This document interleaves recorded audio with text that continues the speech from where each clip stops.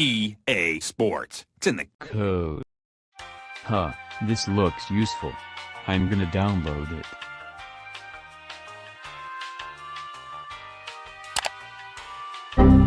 It's a paid tool?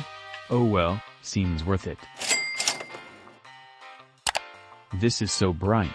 Let me see if there's a dark theme.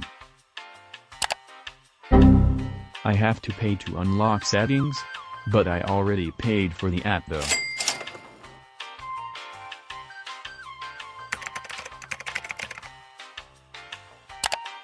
Thank goodness there is a dark theme. I knew this was gonna happen. Why does it cost more to say no?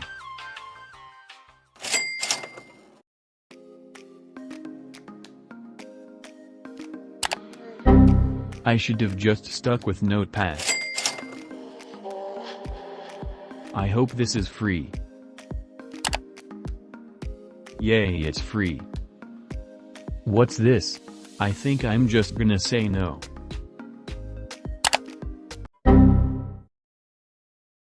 I give up.